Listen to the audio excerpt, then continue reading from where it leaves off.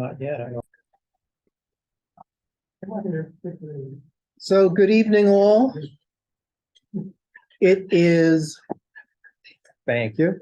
It's 7:06. I'd like to welcome everyone to the last land use meeting of 2003. The battery is running low. We plugged in. Does that say something? It says the battery is running low. I don't know. So I'm Wayne Benjamin, and I chair land use for Manhattan Community Board 12. I'd like my fellow committee members to introduce themselves, beginning on my right. Hi, everyone. My name is Anthony Viola. I serve on this committee and the licensing committee. Nice to meet you all. Thank you. And then moving to my left. I'm Vivian Ducat. I'm a public member of this committee for about 15 years, and I live in Washington Heights. Have a good evening. Hi, I'm Heidi Guzman. I am a member of this committee and Health and Environment. Hi, my name is Zaina Bonilla. I'm also on Parks and Cultural Affairs. Thank you. Also, we have three items on the agenda. We have a presentation by Sean Rickenbacker from the JMX Bond Center at City College. And I was just speaking with one of my colleagues. We have a long history of working with the Bond Center and its predecessor, the City College Architecture Lab, I believe it was called. We have a follow-up presentation by the Department of City Planning on the City of Yes for Economic Opportunity zoning initiative, which is one of three City of Yes initiatives that's being proposed by the City of New York. We previously considered and passed a resolution supporting the City of Yes for, I think, carbon neutrality. And sometime next spring, I believe it's going to be the City of Yes for housing opportunity. And then we have a presentation by the Inwood Legal Action of New York City Local Law 78, which pertains to racial equity reports. With that, I'd like to turn the floor over to Sean.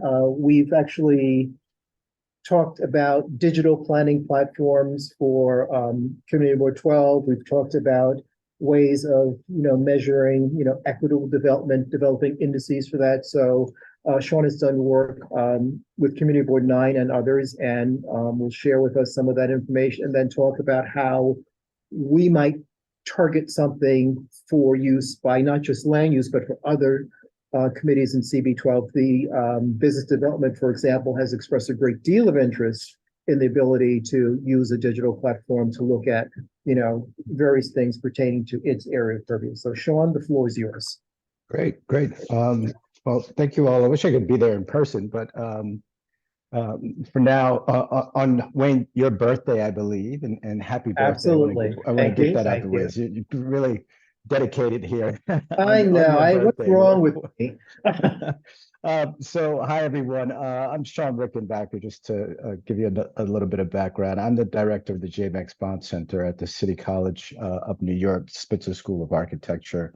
And I think Wayne is absolutely correct. Well before my tenure there, it was actually called the City College Center for Architecture that you're referring to, and that center did quite a bit of work with Community Board 12 and others, but specifically in 2007 helped produce that land use study that you often refer to, Wayne, and it's still quite a impressive piece of work.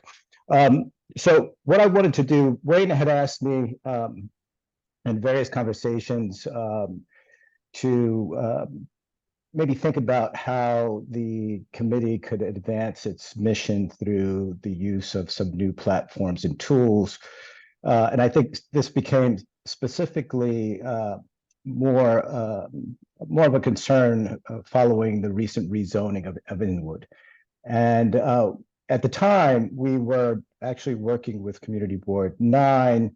The platform, some of you might be familiar with it. I'll give a brief introduction to it and show you a bit of it. is referred to as ArcGIS, and the GIS component stands for Geospatial Information Systems. And maybe I'll start to share the screen now just to give you a snapshot on that. And I do have some very good news regarding this that I just received a few days ago, but let me know if you can see my screen here. I need to Yes. make a bit. Okay, great. I want to make it larger for you so you can. There we go. Okay, so this is the platform. The company. I don't want to sound like a company salesman here, but just as a little bit, this is a tool that's used widely in the industry. I think our fellow panelists, particularly at City Planning, are certainly familiar with it. And the tool has made its way into both the planning, architecture, and even social sciences industries in terms of mapping and analyzing urban dynamics, particularly with regards to cities and development and even transportation. And so what you see here are some of the features that the tool advertises, and it's fairly comprehensive. It does require a little bit of skill set building in regards to using all of these features, but it has some fairly accessible features right from the start. And some of the things that you can do described here, depending on how you describe your city planning as a smart effort. The term smart city is a little bit loaded, so I don't want to dwell too much on that. Visualizing projects citywide,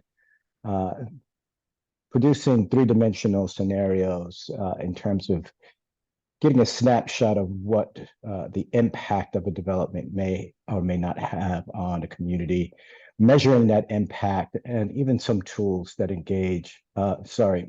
some tools that enable engagement and doing that digitally. And where you might be interested in this is actually one of the features that we'll focus on that I know that the Land Use Committee is charged with. And so one of these is comprehensive planning.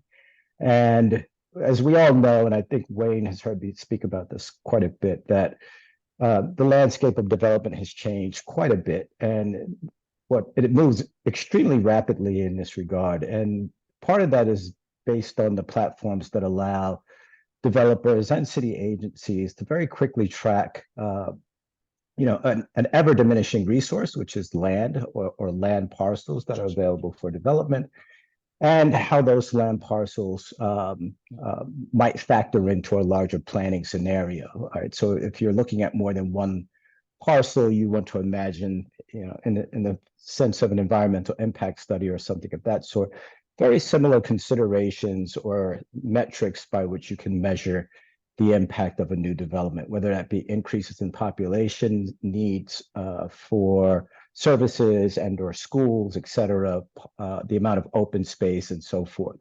And so you can build land use scenarios, and how this relates to some of the earlier work produced by City College and the School of Architecture on behalf of CB12 has very much to do with this land use consideration.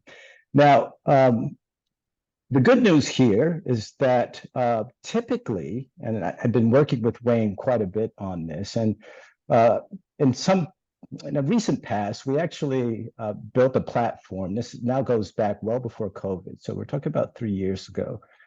We helped Community Board 9 use the licenses that we had available to us at the center, and we customized the platform, this specific platform, for them. In other words, we geo-mapped just their district and looked at a number of issues that they wanted to prioritize in that district. Now, I'm not going to show that work because 3 years in the life of any software offering is a very long time, and the software has advanced immensely in that regard. And so that customization can be handled and managed in many different ways. So it's not really a kind of appropriate demonstration in terms of what the platform can actually do in this day and age.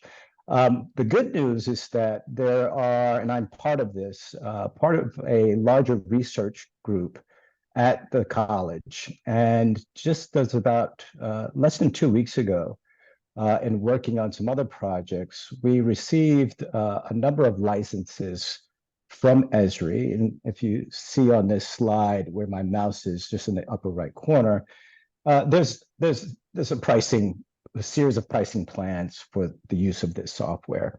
And to some extent, not-for-profit agencies either are gifted the software or at a greatly reduced rate, depending on the review of the application. And Wayne and I were working towards that. And then as timing would have it, working on this other project, we were, as I mentioned, given a number of licenses that we are able to distribute amongst our community partners. And in part, we've been training a group of undergraduate and graduate students to also go out and assist these partners in learning how to use the tool and even performing some of the early tasks that might address the priorities that that particular community organization may have relative to some of the things that ArcGIS can do. So I'll be in touch with Wayne after, and we'll work out the details, but we can at least now assure you that, you know, sometime in 2024, we should be able to get you one of these licenses along with some tutorial assistance in terms of its use. And then we can see how it might factor into the future goals and methodologies of working that the board has. So, and this particular committee. So now what I want to do is I'm going to switch over to another part of the work that we've been doing, and I'm going to share some of this. Let's see here. Just want to make sure you're seeing it. Okay. Great.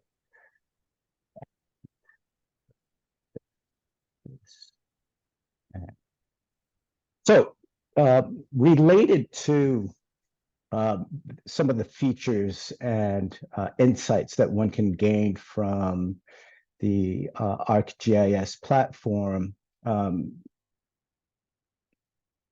number of organizations, and particularly community boards, had inquired about the center working with them to either work on land use studies, or at the very least, offer some insight into how they might manage what is an ever-increasing number of text resolutions and text amendments coming from developers and/or developers who would like to meet and discuss what might be upcoming projects.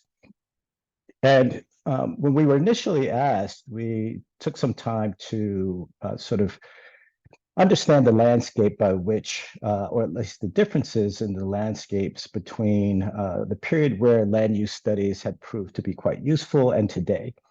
And some of our takeaways was that, you know, the land use study, the issue with the land use study is that there was never really a way for the studies to account for the changing land values in a market where the commodity is rapidly diminishing as a resource. So in other words, as the city grows, fewer and fewer developable lots remain available. That puts additional pressure on the remaining lot, obviously, and increasing that value. And thus this the market, again, tries to imagine what would be the highest and best use out of those remaining resources, and oftentimes can counter what might have been earlier land use studies. And additionally, land use studies are not enforceable, as we all know. And given this current situation— Hey, give us a second. We're having some technical issues here. Okay, am I still— can you still hear me? Uh-oh.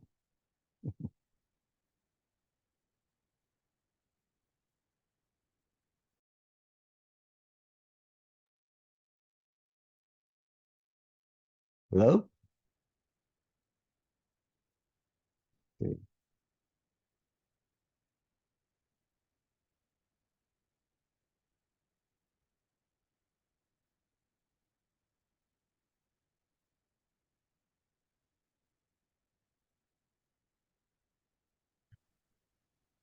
All right, you're good.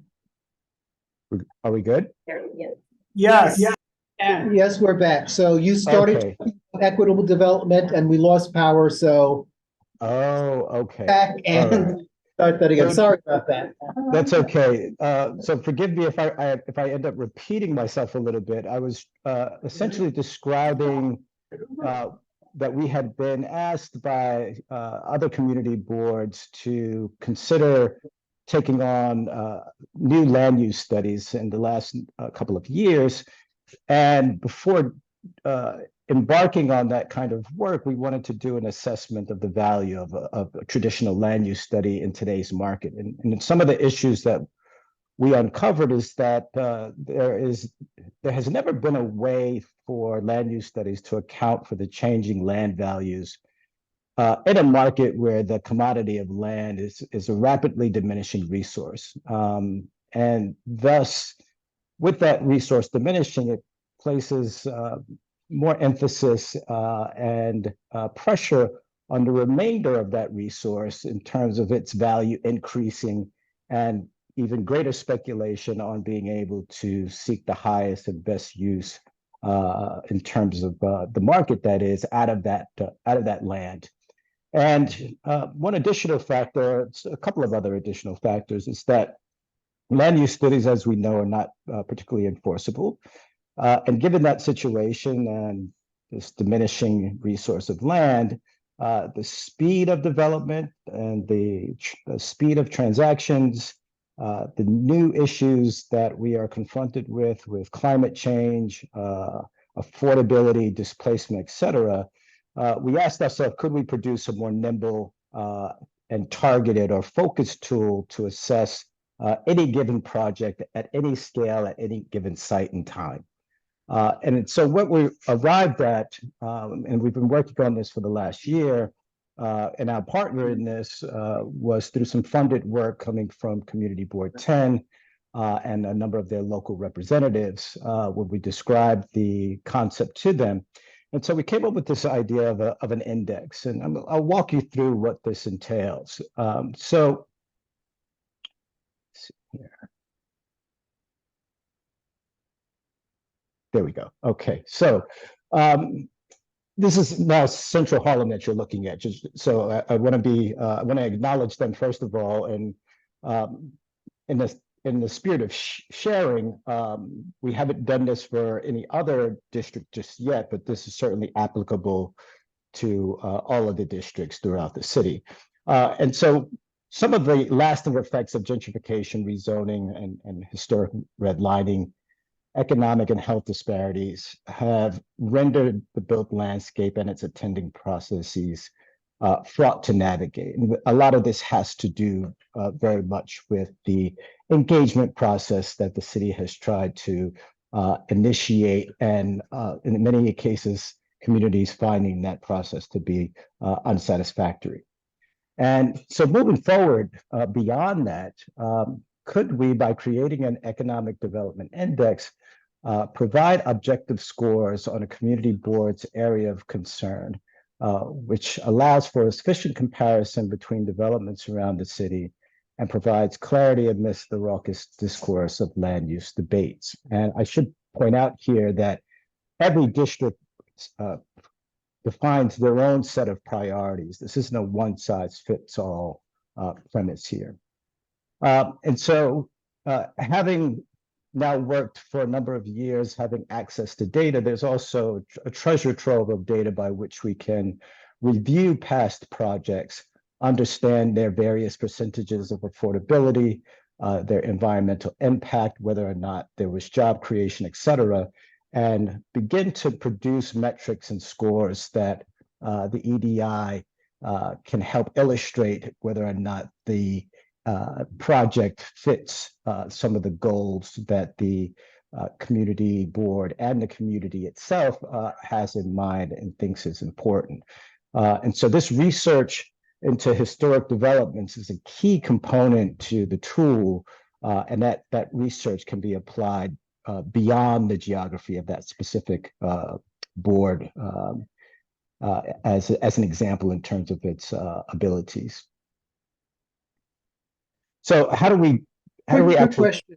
Quick question. Sure. Right now, we're still seeing the Equitable Development Index slide. Is that what you intend to show, or did you No, move forward? let's yeah, I've been advancing, so let me go back So and see what's it's not going moving on our here. line. Let me know if you see, is it moving?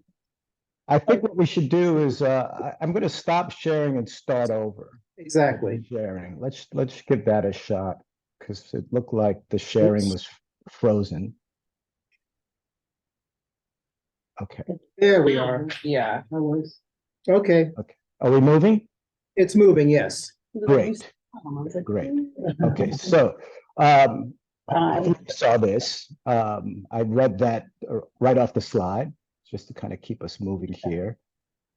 This is where I think where I left off. So creating the development index, its main objective is to provide these objective scores on a community board's areas of concern and being able to customize the concerns of each community board, which may vary obviously geographically as well as demographically.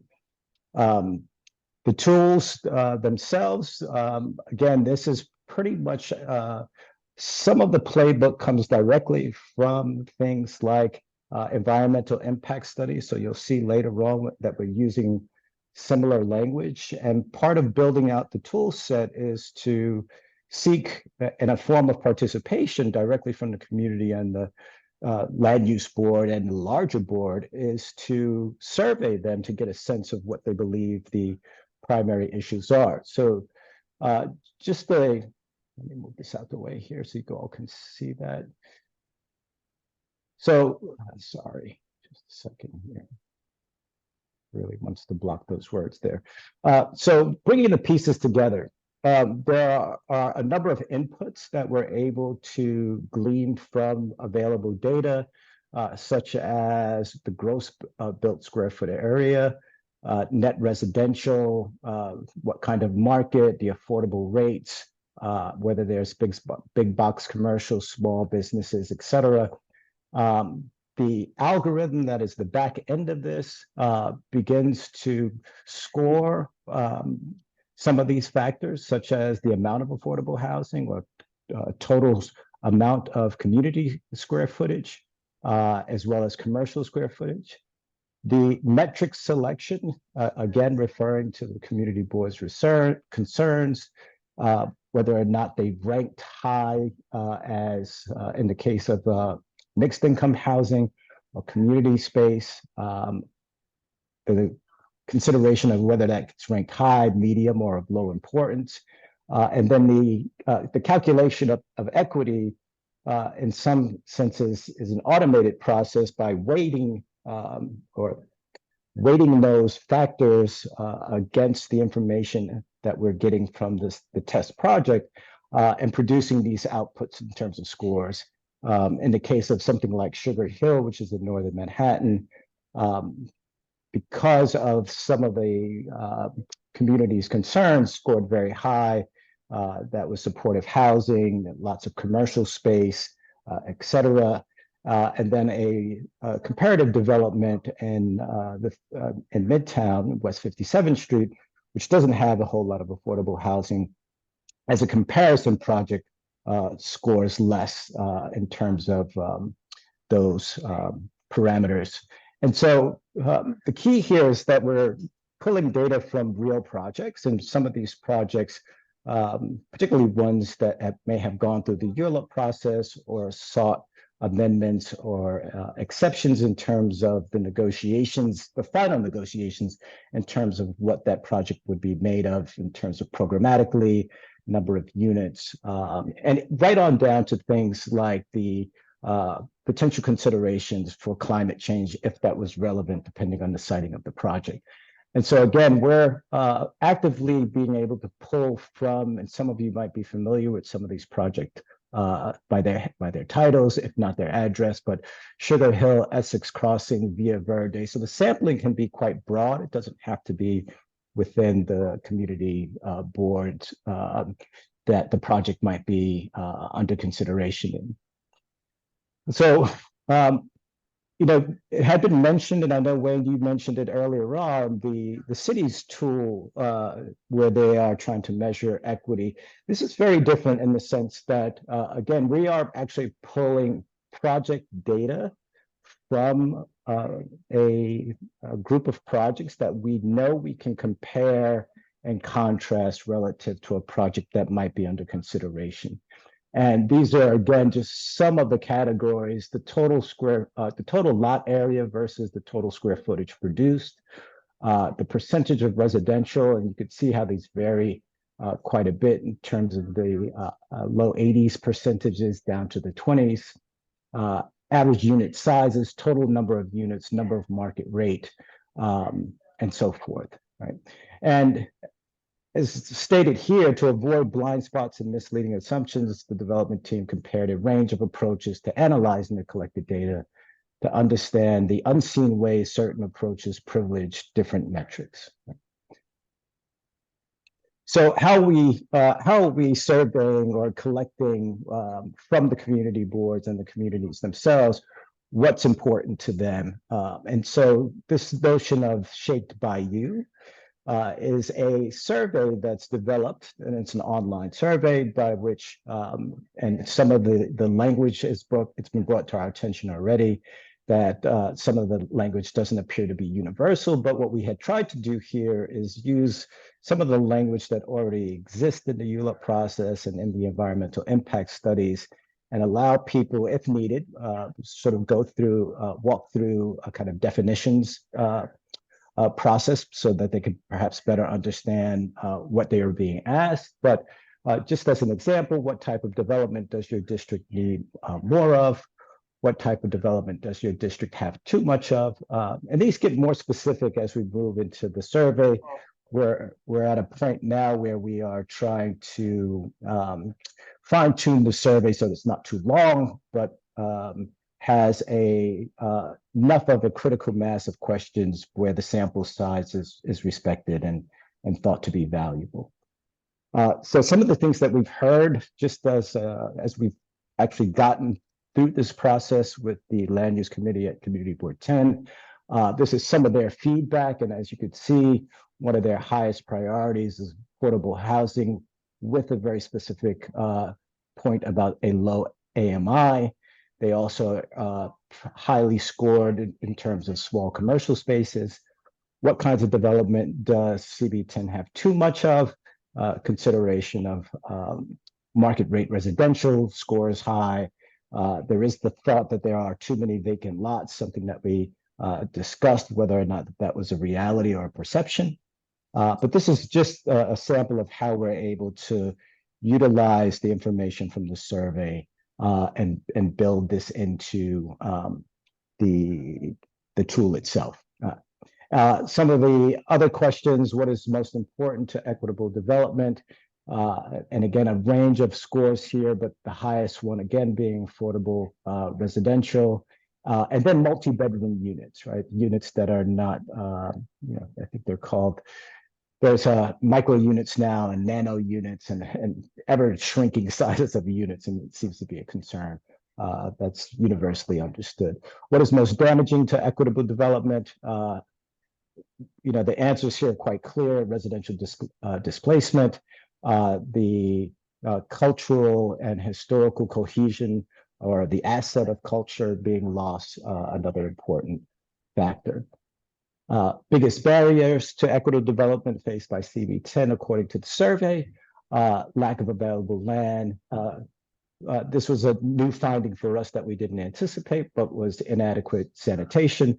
So in some ways, it proves that we don't really know what to expect from this, and also the community themselves and the board. I think we're also surprised that the collection of answers returned from the initial survey. So here's a quick snapshot of what we would like to achieve in this, where a sample proposal well before the project is approved or in the ground can be discussed on equal terms, meaning this tool can also be used by a developer to test out how well they score on this equity index well before they meet with the community board. Or they might do it hand in hand, where within the same room, they're both comparing the score that they received versus the score that the community board has in mind, and see if there's an opportunity to transition the score by making some concessions and or additions to the proposed project. And by providing this kind of overall score along these category by category breakdowns, the users can receive rapid and comprehensive feedback on a project much quicker than you could in soliciting this kind of information from a land use study alone. The results can be compared to those other test projects that we were describing earlier. And again, the range of projects would be, hopefully there would be a consensus that some people feel that these are successful projects based on the metrics and the scoring, then projects that they do not want to replicate because the scoring might have been low. For example, luxury tower in the neighborhood that is has a high percentage of concerns regarding affordability and even just unit availability. Right. And so the full potential of this is obviously any community can use this. And as we said, we also want to make it available to developers who are interested to know how they might factor in score in the consideration of what an equitable development may look like. And again, giving the power to communities and particularly community boards to also negotiate the terms of those developments that might be in exchange for those amendments or exceptions that they might be asking for. Right. So beyond the development of this version, which is now in beta of the EDI, the expanded integration of the platform could automatically generate property profiles to allow rapid, thorough analysis of any project by the broader public. So where we are in our development roadmap, we've built and tailored numerous types of software and platform packages. And so where we are right now is testing the development and the back end of the algorithm to see how well it scores and the kind of repeated process of ensuring that we have a fairly high percentage of accuracy in terms of just the performance. And so that's where we are now. We've produced a number of funding applications for this and received really positive feedback from a number of foundations. So we're very excited about that in terms of its applicability. We did just a few weeks ago present something similar to what I'm doing right now to Community Board 10 just to give them an update. And in fact, I think we're now shadowing city planning as they are making the tour with the city of Yes, where they were presenting after us and even had a short conversation with them who found it to be quite interesting and potentially quite useful. So this is, I think, where we wrap up. This gives you some insight of what we're planning and what we're up to and how we think we can most effectively, and as I mentioned earlier, in an attempt to be as nimble and move as quickly as this market tends to do, provide community boards like yourselves and other organizations with interest of this tool that might be able to, in a very similar fashion, operate at the same lightning speed that many of these projects seems to be coming at us. So with that, I don't want to take too much more of your time because I know you have some other presenters. So hopefully you got a sense of what we're proposing. We'd love to include you with Community Board 10 on the ongoings and keep you up to date as well as get your input as we build this out, because it's extremely important that we have broad consensus and people testing this in the wild to make sure that we're actually onto something quite useful. So thank you for your time. Thank you for taking the time. I mean, the last time you presented to us, unfortunately, you were behind a long presentation and your time was cut short. So I wanted to give you the time you needed to give us a full, presentation. You mentioned that the tool you are developing differs from city planning's economic development tool. Could you briefly tell us what are the primary differences between the two? Well, you're referring to the equity development tool. Yes, right? their Yes, equitable development data tool. Right. So, many of you have probably visited the platform, and I think it's quite spectacular. In fact, it does some really wonderful things. This tool is far more granular. We are able to get down to the level of individual projects. Anything that's received, not received, but it participates in any of the inclusionary, both mandatory and voluntary inclusionary housing programs. As you all know, the factoring of AMI and the number of units that fit a particular category is a long and arduous process. We are able to at least understand the final outcome of that and use that as well as a comparison tool. And so I think, again, in the most basic sense, we operate at a much more granular level, site-specific, and we can compare that proposed project against multiple projects simultaneously, and again, generate these scores as we build in those key factors and the concerns that become the primary criteria for each individual, and let's say in this case, a community board. And again, because the geographies and demographics and the concerns are different from community board to community board, those priorities, we understand, priorities and concerns will be varied and different from one place to the next. Great. Questions, comments from the committee? Jim? I am very impressed and pleased with what I heard, and I'm sure I missed a lot of good stuff before I got here, for which I apologize. So, well, you're always welcome to stop by the center. Wayne knows this, and we'd love to have you come through, and we could walk you through it at a much slower pace. There's a lot of material here, I understand, and I went through it rather fast. And so, and as I mentioned, we have a couple of longer descriptions here that we can actually share with you. Just, and I say, we have a one-pager and we have something that's about 3 pages that we can certainly make available to the board for review. And as I said, again, we can certainly share this deck with you and those one-pagers to give you a little bit more insight if anyone's interested. The presentation and the one-pager would be great.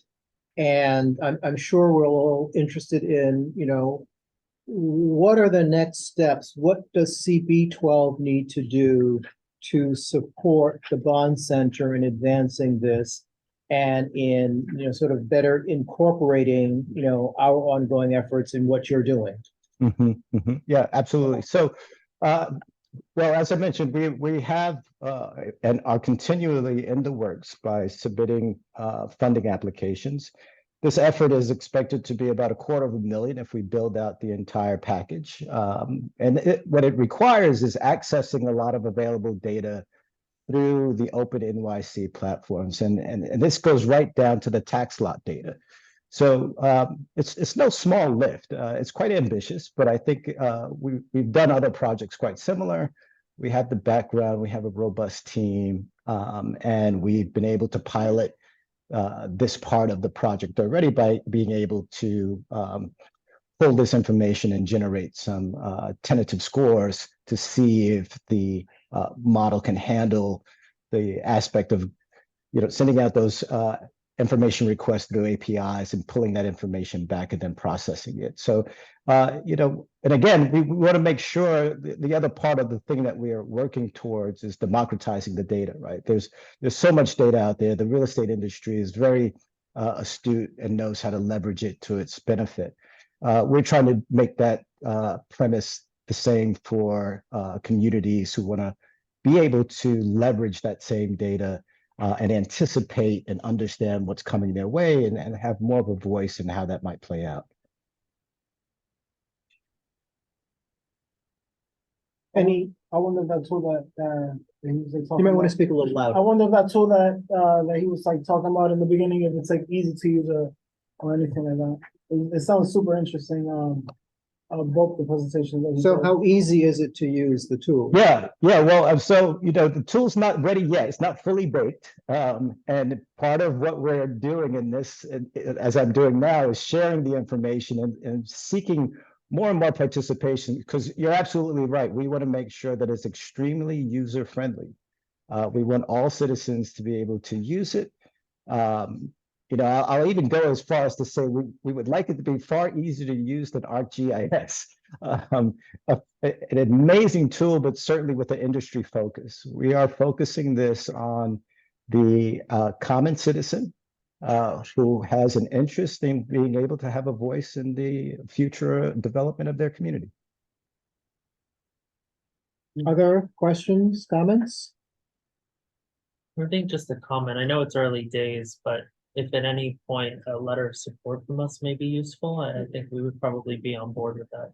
Yeah, no, absolutely. As I mentioned, in the process of seeking additional funding and testing this, at least the concept with industry professionals, the response has been overwhelmingly positive, even in conversations with preliminary conversations with EDC on using it on a very specific project that I'm not at liberty to discuss at the moment, but I think everyone understands the potential value. And so at this point, collaborative partners that are representative of the community that we're seeking to serve are key. And so Wayne can count on me badgering him to get me one of these letters if and when we need it, and also just being able to sit with us and help us build and design out the final tool. We look forward to being badgered. Okay.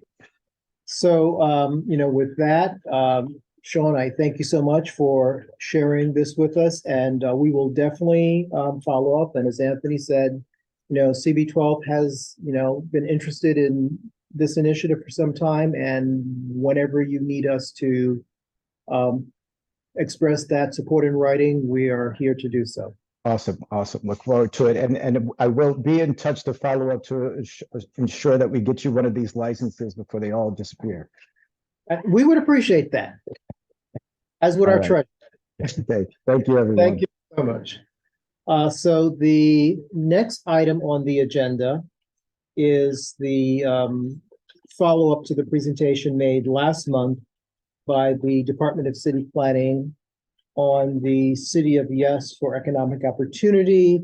We had a full presentation by Audrey and Jose. We sent, I think, a couple dozen questions concerning the proposal.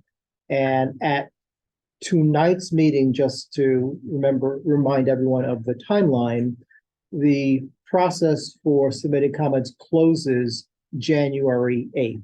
So at tonight's meeting, the Land Use Committee would need to adopt a resolution to present to the full board at the December 19th meeting in order for us to meet that deadline. So Audrey and Jose, the floor is yours. You should be able to share your screen. I made you a co-host. Great.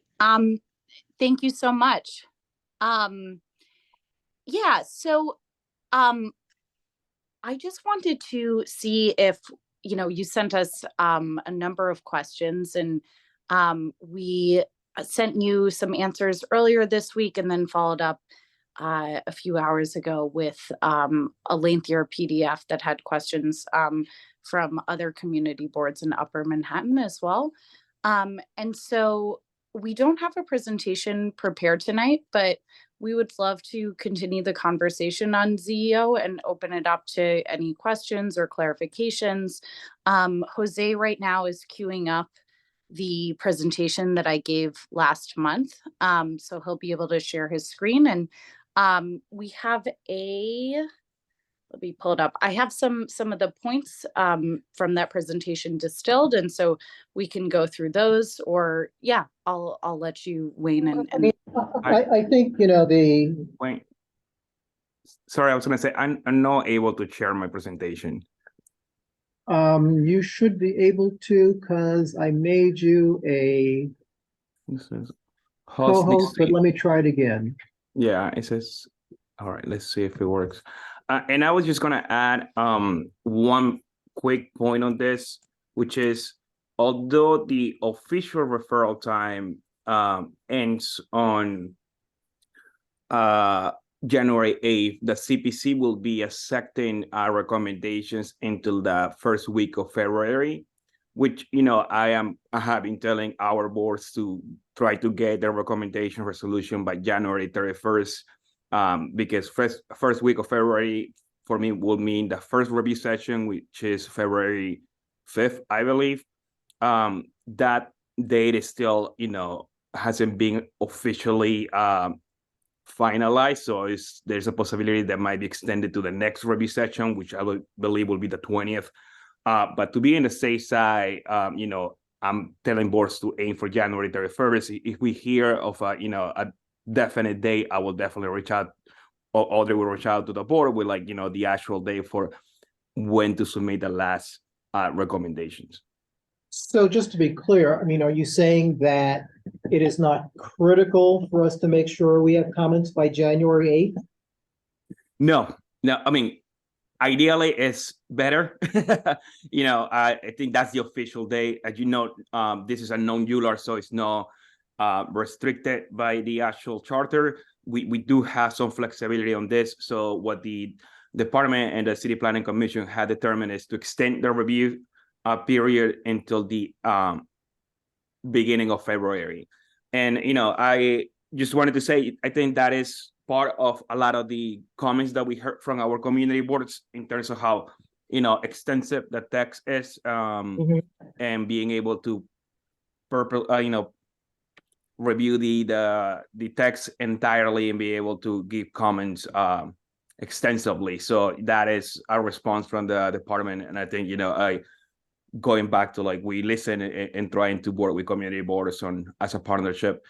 A question that I wanted to say, are you able to see my screen right now? Yes, And that is the worksheet. the actual worksheet. Okay, good.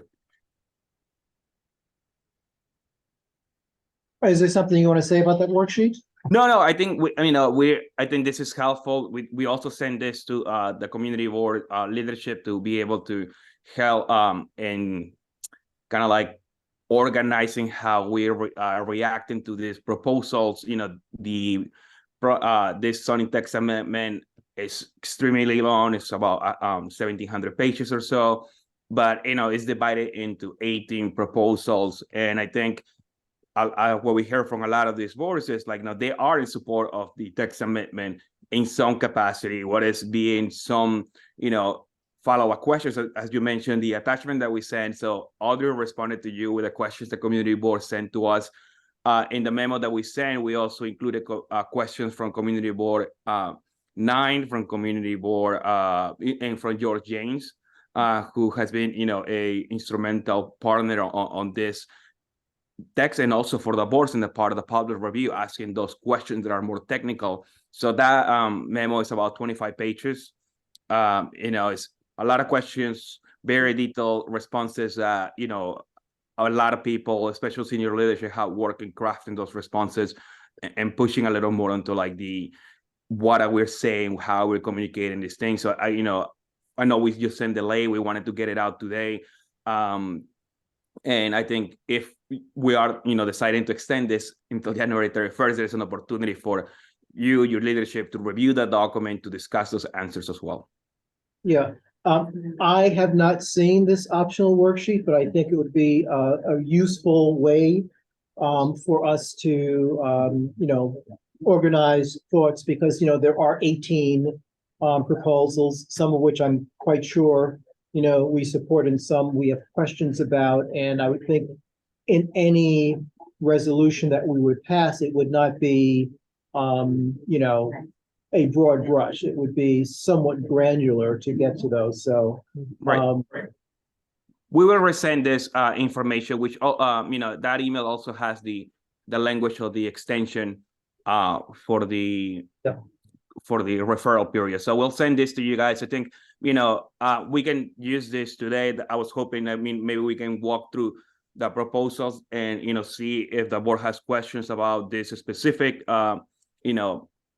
components of the 18 ones, and maybe I don't know how much time we have. We can go through the 18 ones and see if we can go through all of them, but kind of like being able to answer particular questions about each of the ones that you have.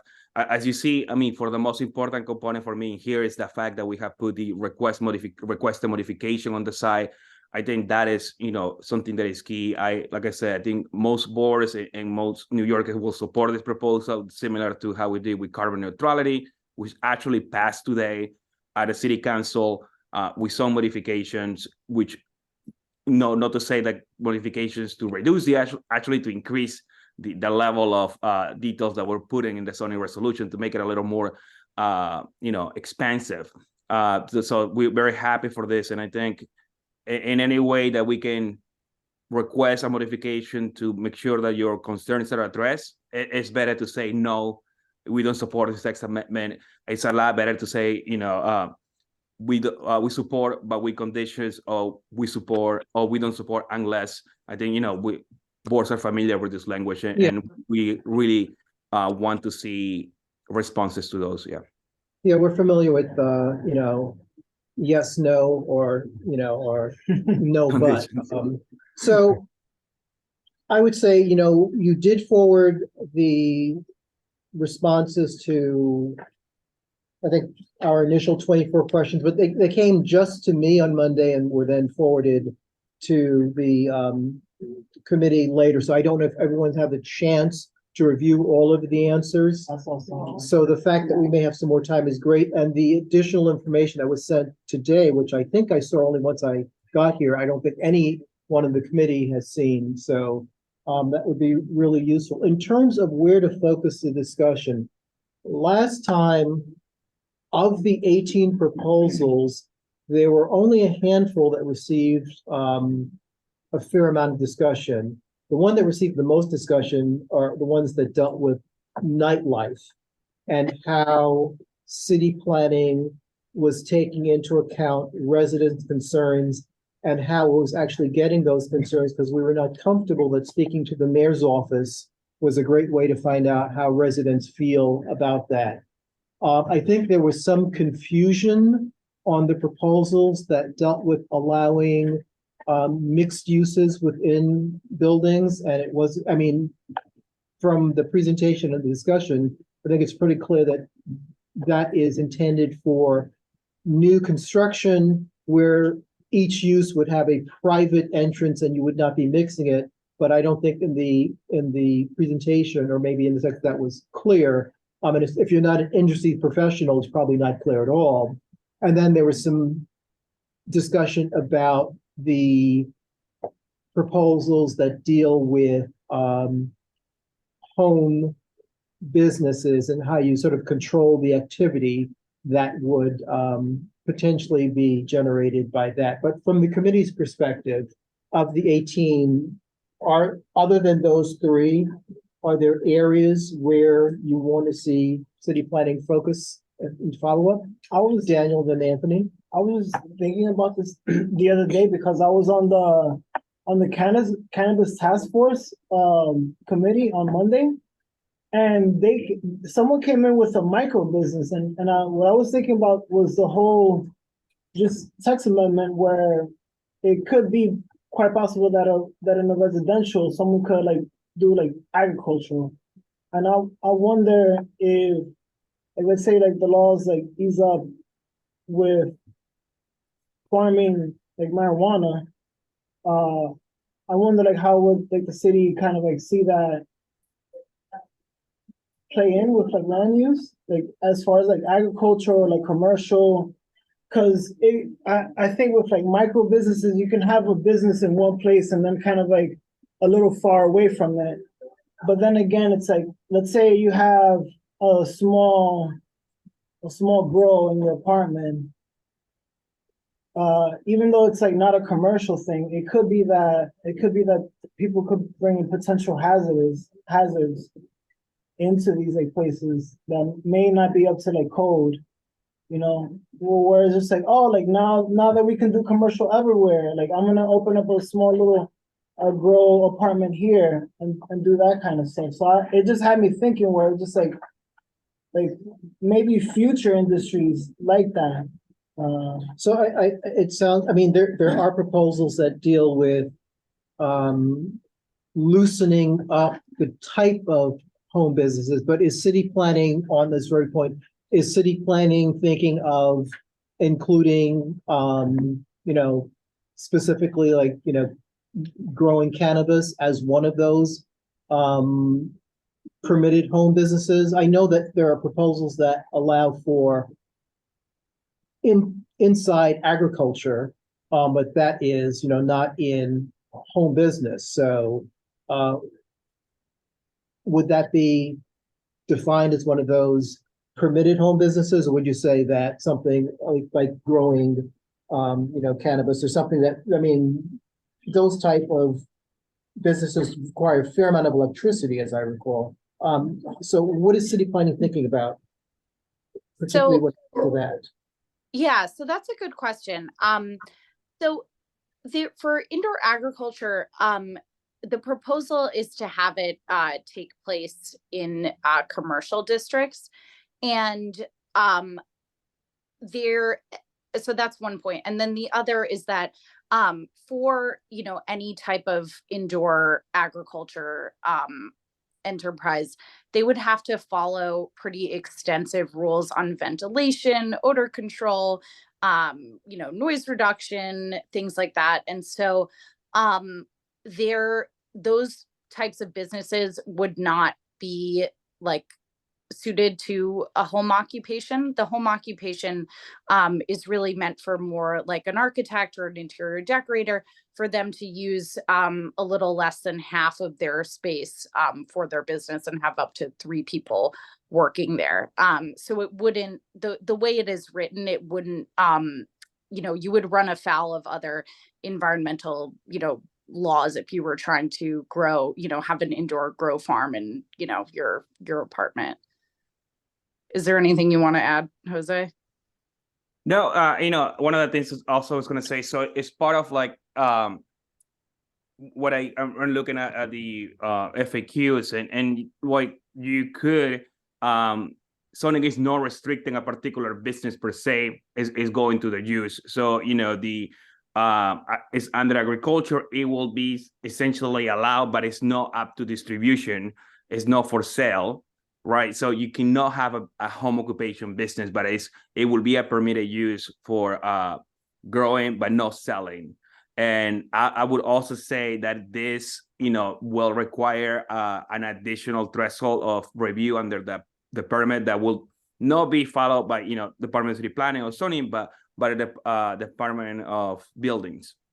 And I'm trying to look for the particular text that is in the annotated text. Also, you know, another highlight is that, and another tool for the board is that we have annotated text in our City of Yes website, which, you know, highlight the specific changes of the entire proposal to see what is being added, what is being removed. You know, I'm getting used to reading that new set of like what is allowed, what is not allowed, because now we got new symbols to say this is allowed, but with a certain, you know, requirements and certain follow-up. This is allowed as a right. So it has changed a little bit, but I think it's extremely helpful for anybody who's looking into this to go and be able to look at those the annotated text to see what is changing. So I'm recalling that another layer that is happening in here is that we are not, although zoning might allow the grow of particular uses under this agriculture, and this also goes to flowers, which I didn't know that you're not allowed to do that, or plants, sorry, any type of plants, you're not allowed to do more than, I believe it's 10 plants growing in your own apartment or something when we were discussing this. So I think this is where zoning is trying to, expand the definition of what's happening, but also understanding the concerns of community boards that this could happen as, as an issue for quality of life. But, the extra layer when we have the discussion internally was the fact that although we say that this is allowed, this will ultimately be, a decision for landlords, for your rent agreement, for your co-ops, for residents, and like you still sign a lease, and your lease will say that you're not allowed to have any type of business, although home occupation is allowed now per zoning, and you're able to have let's put agriculture for aside, but you're allowed to have a barbershop or anything similar to what zoning is allowed and expanding these uses. Your landlord or your co-op might say you're not allowed to do that because of this lease. You're supposed to have any type of businesses or so. And, I've been through something like that during COVID. We had a lot of issues with like what type of businesses were happening within our spaces when we were under the lockdown, and a lot of landlords had that issue with their leases and being able to issue violations and even able to break the lease in some instances. So that's another added layer that I wanted to provide to the board. Okay, that's pretty interesting. That there's like that layer of just landlords, Well, yeah. Anthony, you had a. Yeah, I have a couple of comments. So I think one is related to proposal 11, and how it's written in the annotated text is that it's getting rid of all those types of businesses that were automatically prohibited. And I hear often the example is barbershop. So that's interesting, but it provides instead a number of factors that are prohibited. And one of them talks about producing offensive noise, vibration, odorous matter, and then other objectionable effects. And I'm struggling to understand, some of the businesses that are taken off the list because they were considered arbitrary, I would feel would still be prohibited, technically speaking. This is a very subjective standard. Like a beauty salon to me would meet a number of those things, right? Probably not offensive noise, but would probably create odorous matter, humidity, and then quote unquote objectionable effects. So I'm trying to understand what are the businesses that through this proposal DCP are trying to give people the opportunity to do out of their homes. And Audrey, you might know this better than me by memory, but I'm trying to look at if the presentation, the slides has any information, and typically rely on my notes that I have on this for the text amendment, and I'm able to provide an answer, but since I'm sharing my screen, I'm not able to move too much. So I'll let Audrey try to respond to this. Sorry, can you just repeat the question where you're saying what occupations would not be allowed? I think it's the opposite. He's asking which ones are you actually trying to encourage? Yeah, because there's like this catch-all provision that any objectionable effects would make it prohibited for you to operate the business from your home. And I feel like that covers so much. So what are the types of businesses that DCP is trying to allow through proposal 11? Yeah, great question. So there, it is our understanding, and Jose, you can correct me if I'm wrong on this. But a lot of people, like, let's say you're, you're an interior decorator and you have an office in your home, and you would like to be able to bring on 2 more employees, and, use about, let's say, half of your space for, tile samples and carpet samples and, drafting tables, whatever. This would make it easier. I mean, people are already doing this, but sometimes come up against, opposition from their landlord, for example. And so, or, for some arbitrary reason, where their business is, it's people sitting in an office and designing. And so it's not, causing typically any undue nuisance or odors or anything like that. So it's, it's to encourage people who are thinking about maybe expanding their home business. And then also, to create an environment where people might feel empowered to do so, and by law would be able to use a little bit more of their home for their business. Does So that primarily focused on like professional service businesses? Yes. But also, I mean, you could have, by professional services, do you mean like white collar business professions? Is that what you're saying? Well, I mean, the examples given of interior designers or architects or lawyers, I mean, things, I can see a barbershop is one thing, but in many beauty salons, or more so in nail salons, generate lots of odors. So I think that's something that's, would be fine in a residential setting because of the customer base. But even, in storefronts, the ventilation requirements for nail salons are quite serious. I hear you 100% on that. I think that, it's sort of, I actually happen to get my hair cut by someone who works out of their home. And so it would just make it, and they use, there's no, Chemicals? odor, chemicals or hair dye or anything. It's just, washes and cuts. And so it would be more for that type of business. Obviously, if you're, trying to run a nail salon, which needs serious ventilation, that's not safe for you. It's not safe for other people in the building. It's not safe for any employees that you might have in your home. And so, that becomes, an enforcement issue, and that would be addressed via contacting DOB. So, yeah. We have a question from a member in the audience who is a former CB12 member, Cheryl Pam. Hi, just two quick questions. One is, why not add into the zoning text? You might want to speak a little louder to make sure sorry. it's getting picked up. Why not add into the zoning text the types of businesses that you're trying to encourage, as well as maintaining a list of explicitly prohibited businesses, which I think will protect people better? And then the second question is, I know it's not your job, but God, enforcement is going to be so critical. Yeah. And I don't know how you can address this now in your conversations with other agencies, and that's it.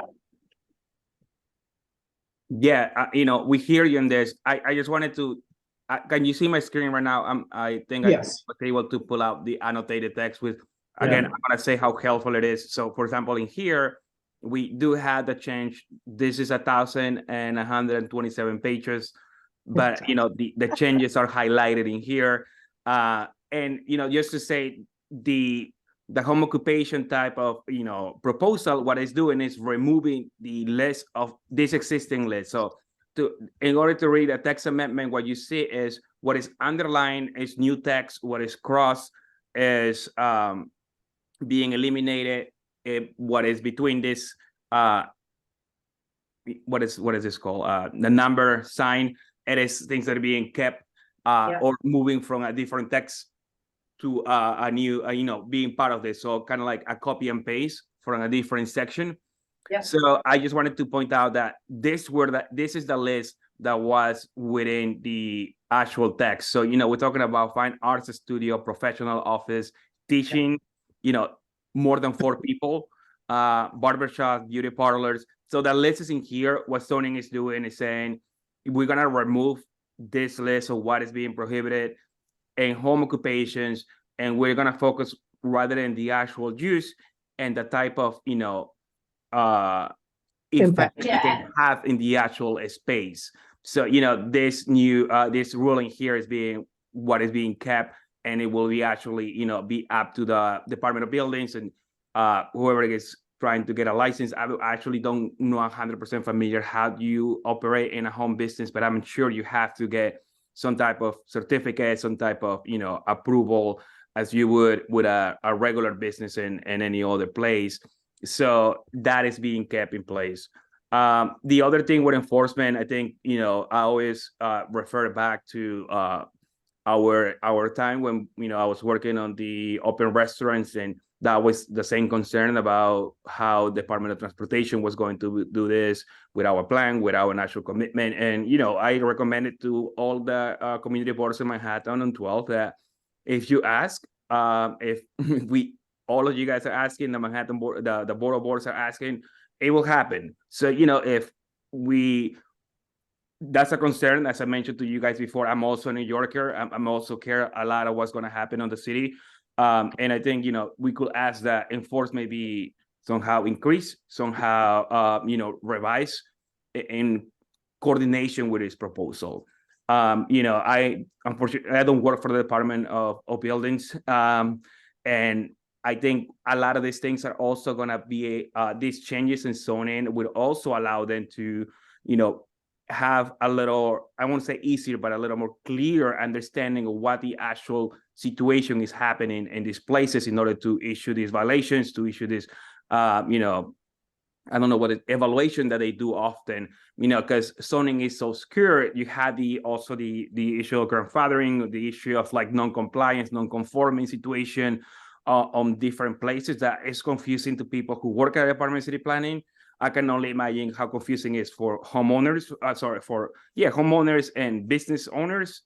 And imagine somebody who is trying to do, you know, do an evaluation or a citation or something, and then finds out that it's not something that is actually non-compliant or non-conforming. So, you know, this type of update to the zoning will also simplify the, what we believe it will simplify the job for the enforcement component. Okay. Vivian, then It's- back to. I mean, the thing that I would think needs to be controlled is foot traffic and what kind of business produces that. You're not even thinking necessarily what happens in the four walls, but if it's a walk up, let's say, who's going up and down, and I don't know how you then, whether somebody has to apply for a license saying how many people are coming, but then they'll say, oh, I didn't know that I would have this kind of crowd. We should ask the business development if they know what the approval process is. Or maybe just ask the borough president more directly. Yeah, and also to build on that, if your building has, you know, a co-op agreement or a provision in your lease or any similar document that stipulates you know, what would constitute like an unreasonable, you know, interference with other residents' enjoyment of their homes, then, you know, that would be something to adhere to. So yeah, but there's, I think that the definition of, you know, objectionable is subjective in some senses. Anthony, you had a follow-up? And not a follow-up, it's a question on a different proposal. But similar to the idea of some things in here can be a little subjective. So the next proposal I have a question on is proposal 3. Proposal 3 allows for more small scale productions in commercial spaces. And I watched an info session that was taped in July, and one of the people who attended it had a really good question that I didn't think was really answered, which was how exactly is it determined whether a small scale business is clean and environmentally friendly, and who is making that determination? Yeah, I think that is a question definitely in terms of like the thinking behind the proposal is going, you know, with alignment with the studies about reducing the congestion, reducing the traffic, you know. By that nature, I think the deduction or the inferred process is that by reducing the amount of you know, the car traffic that occurs on all these type of deliveries in terms of the micro distribution, I think that's where we're going into this, is having a centralized location will reduce the amount of, you know, cars and delivery and parking. And also, you know, I was actually in his Harlem Town Hall the other day. The Department of Transportation commissioner also mentioned the fact that like micro distribution might, you know, encourage deliveries through bikes. And I heard that is also a high concern for a lot of boards because a lot of these are unrestricted. But I think that is also something that the Department of Transportation and the city at large will have to focus in order to regulate, to enforce, to ensure that there is a safer process for this type of deliveries. But, I don't have the actual data behind it. I think, we can talk about a lot of the information in reducing the greenhouse emissions and having just a centralized location for this. That's my understanding. That's part of the discussions that we have had in the past. But to point out to a data or a study, it will be hard for me. I can try and think, or reach out to our folks at DCP to see if we are pointed out to studies. But, in the FAQs that we send, we're citing a lot of reports that have been published in the last 5 years, 2-3 years, from different city agencies. I'm just thinking about the New York plan that highlights some of these studies, replicating from other cities in the world that are doing this type of work already. But I think it's a fair question, to be honest. It also goes back to the same question we have in carbon neutrality about the electrification of the city and moving for fossils, and if it's that a good idea to have an entire grid based on New York City.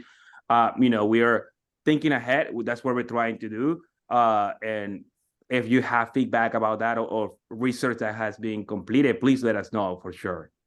So I heard a slightly different question when you asked it. I mean, what I heard, or what I interpreted your question to mean is, what do they mean by a clean business, and who is determining that? And there are other phrases like, common sense regulations. Who is defining common sense regulation? So, I mean, what is meant by a clean business or clean manufacturing? Is that something that is subjective or objective? It's like with hotels.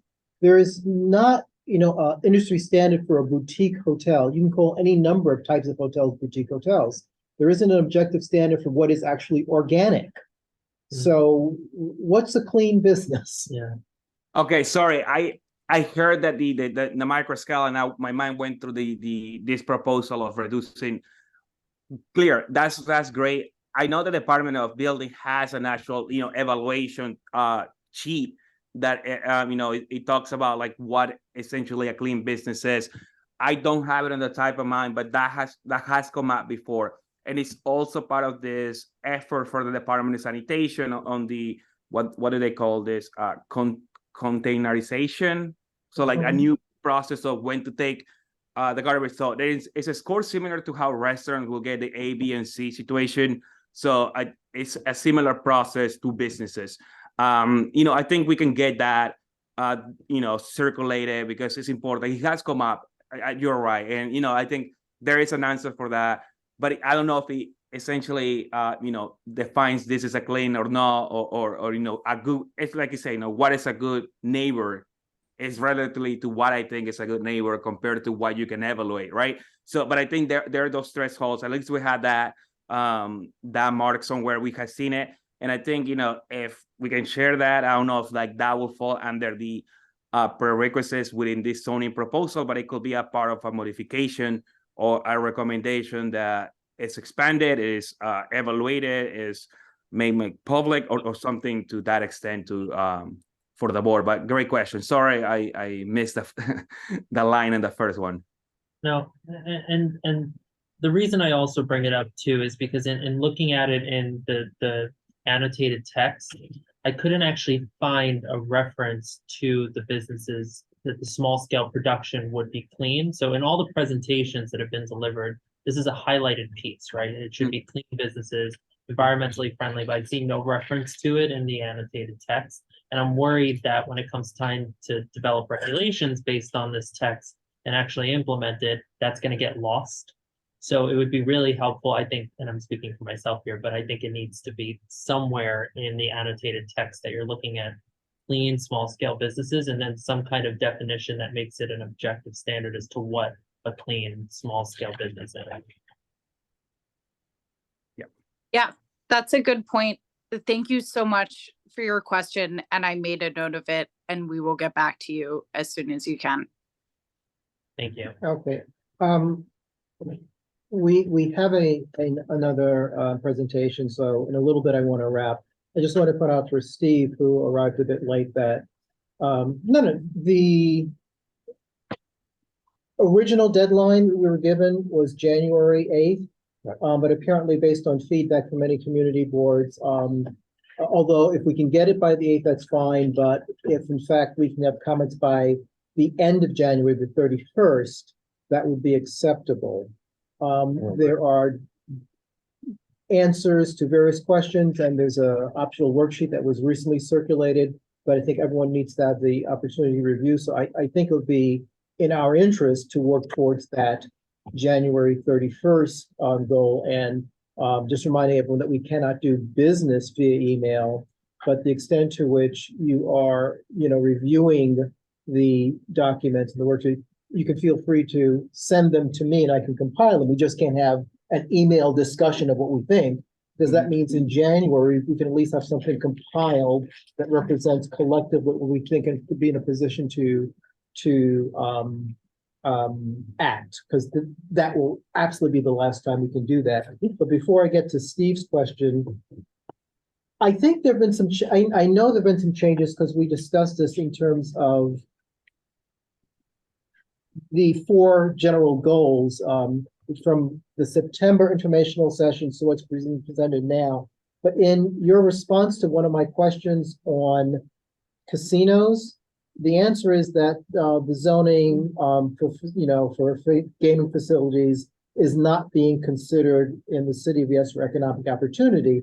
I'm pretty certain that in the September informational session, that was in fact one of the goals, and it was to loosen the restrictions so that it would no longer be a special permit or whatever. So what happened between then and now so that, casinos are out, because they were in? Yeah, the July one it was in.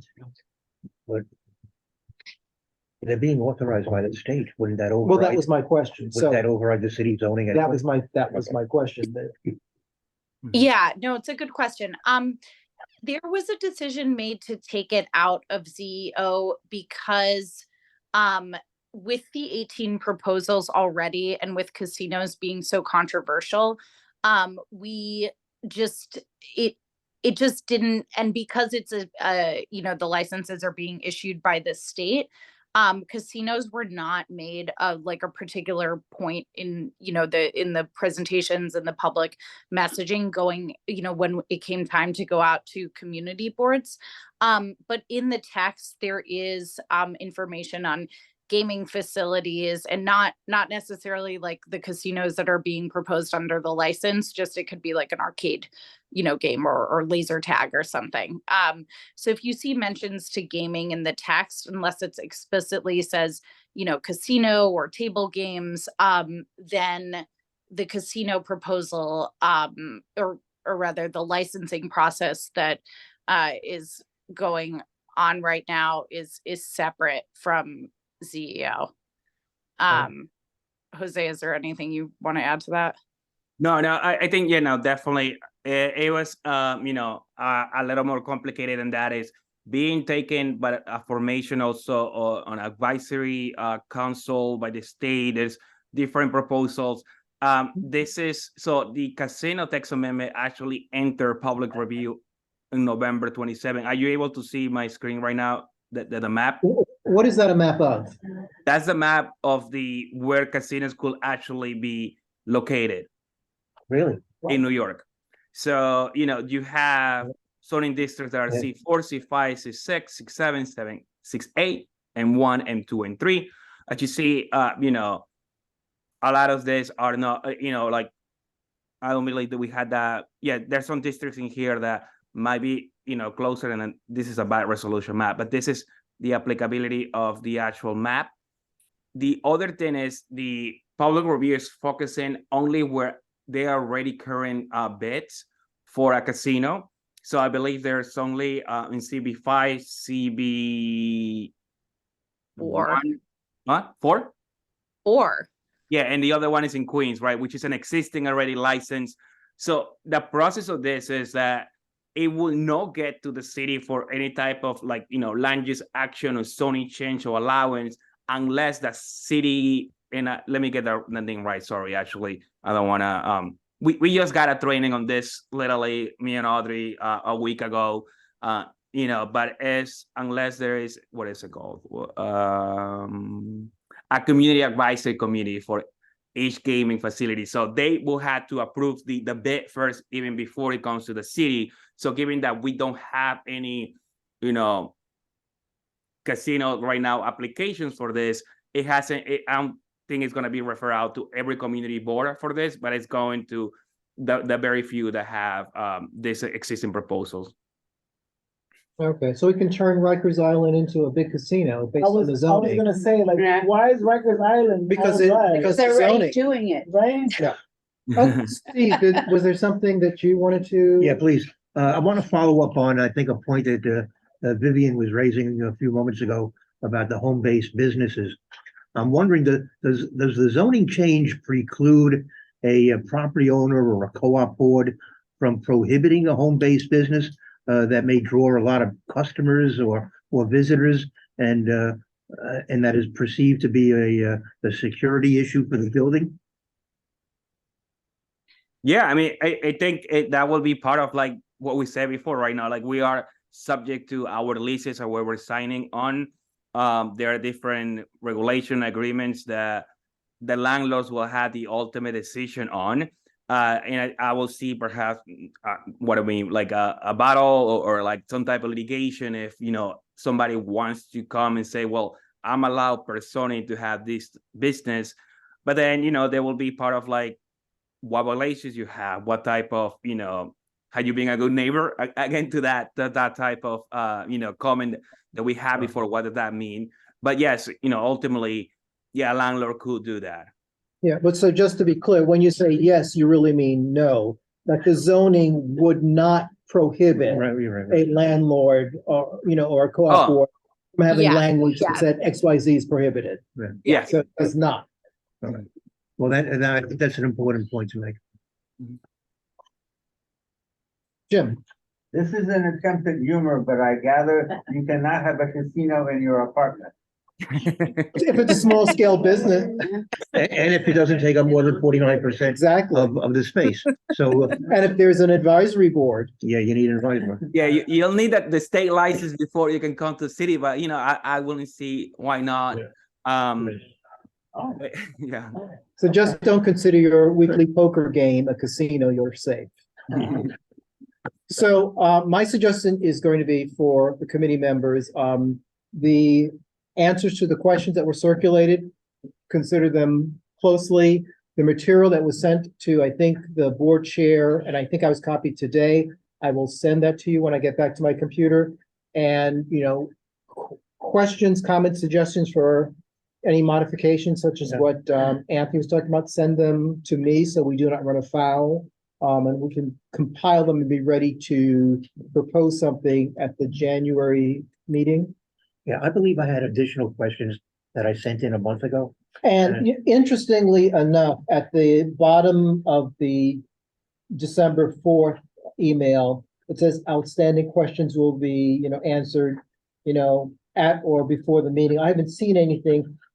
On the other hand, the other document that was sent this afternoon, I haven't taken a look at it, and you don't have it yet. So, I mean, are there any of the additional questions that we posed last time that have not been answered in the document that was sent earlier today? Yeah, So, as I said, when I get to my computer, because I can't do it from my phone, I will. Right now, we work very hard to answer all of the questions that were sent to us. You know, if there is a particular one that you were looking into this, but all of the questions from Community Board 12 were answered, right, Audrey? They were all answered, and we included Nine's questions as well, since we thought that you might have similar concerns, especially around some of the landmark issues they raised. Mhm. And yeah, but definitely I will get back to you on the question about the clean production business definition. And I look forward to continuing this conversation. And I'm sorry that we weren't able to send the answers to the questions earlier. As Jose was saying, we need to have them reviewed by the people who are actually writing the zoning text. So Um, I just want to reiterate for, my colleagues, review Yeah. those, review the responses. If there are questions that we have posed that are not answered in the document, let me know ASAP so we can get that. And if in the course of, reviewing the answers, there are questions that come up, let me know so we can get them to city planning, so we can get answers in a timely fashion and we can be, poised to act. Okay? And Thank the you. last thing, sorry, yeah, I know we're over time on our time, but I just wanted to say, I understand there might be a desire to get this in January 8th and be check the list as doing this for the charter, the first recommendation. But given the expansion, I would highly recommend that the board takes enough time to deliberate on this to ensure that we have very crafted and recommendations that are helpful for our planners that are working on this and revising these proposals, like questions that you have asked me today, questions that will perhaps come to you when you're, walking to your homes, will help us in making this text amendment something that will be helpful, because zoning, the last change that happened is in 1961 with 2023, or, like who knows when we will have the opportunity to revise this entirely of the text for businesses, for economic, opportunity in general. So I'll commend the board for doing that. And we had some additional time. I'll, highly recommend that we use it. And yes, please send in your questions. We'll get back to you as soon as possible with those. Yeah, so we appreciate the additional time and we will definitely use that time to give you a more detailed, granular resolution. Thank you much. Sounds good. Thanks. So moving to the next item on the agenda, it's a discussion with Inwood Legal Action of New York Local Law 78 of 2021, which pertains to racial equity reports. Hi,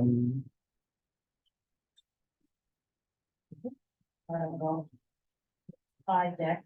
Should I just plug it in? Yeah. Sorry, it's over there. Oh, I didn't sign either. You want to sign my name, please? Or just bring it over here.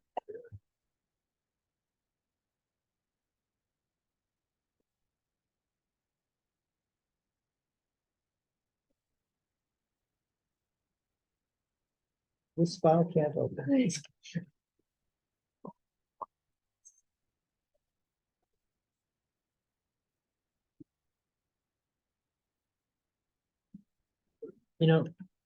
Maybe instead of doing it this way, the computer, we can sign on as a co-host and have her present from her computer. I She- have my laptop. Yeah, wouldn't that work? I guess. Hey, Catherine, is there a way we can have her use her laptop and just have it sign on to the Zoom as a co-host and We present? have Wi-Fi, right? So why don't you just log in to the meeting virtually, Cheryl? Okay. I told someone they could bring a flash drive to my meeting tomorrow. So is that a Eh, problem? No, it's just for some reason it's not opening. Yeah, I don't know. Is that like a keynote file? No, it's a PDF. Oh. Weird, I don't know. That's where- Ideally, it should open on your. It will. Yeah, you can just share it from there. So did you receive a link to participate virtually? Okay, so when you log in, I will update you to a panelist. Okay, Actually, no, you should have received to be a panelist Yeah. anyway. we did. So I'll just make you a co-host.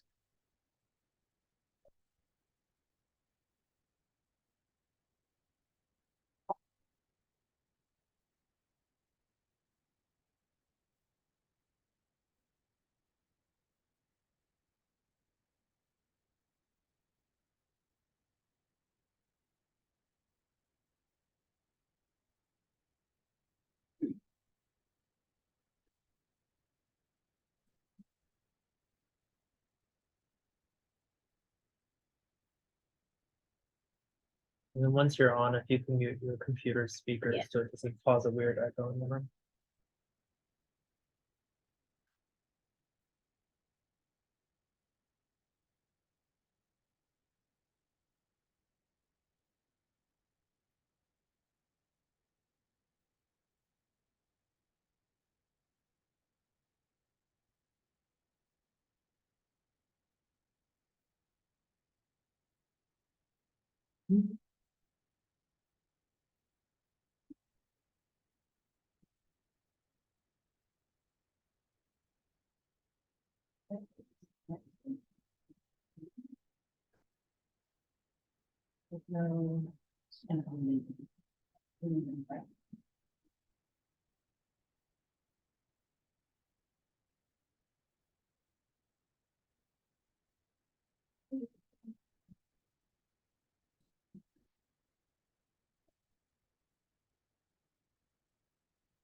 May do a traffic and transportation announcement. The platform elevators of the 181st Street A train station are now open.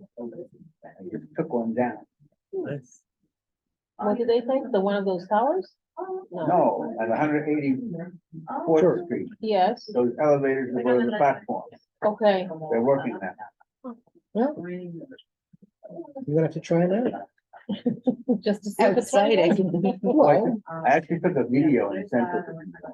Wow, Yeah. you were that impressed, huh? Oh, it's gorgeous and it's still clean and everything is glass. It's beautiful. Still Be a clean. day. still clean, yes. I like the still clean. Is it not letting you log in or something? I'm curious a little bit. Oh, there you are. There you All are. right. Yeah, now at some point you should be able to share your screen and we'll be on. Yes, you are now a co-host. Okay, so let me open up. Can people hear? You told me to turn the sound down. No, you'll hear it through this. Yeah, the microphone is in the owl and the speaker is in the owl. Don't pull it too much because you'll unplug it. That's good, yeah. And she could come close. Yeah, if it's better for you, you can come to the table, Come so to you the can table? rest your laptop.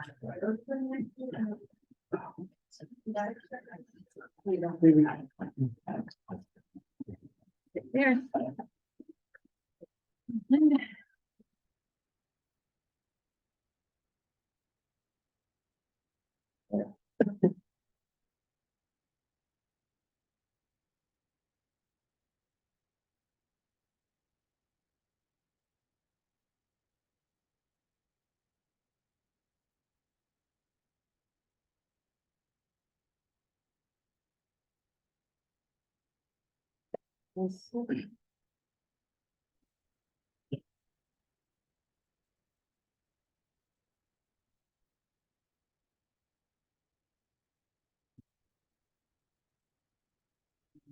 Control.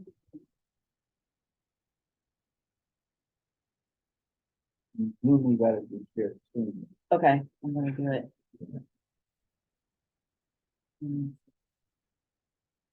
Zoom. Share screen. PowerPoint. Yeah. Allow it to share screen. All right.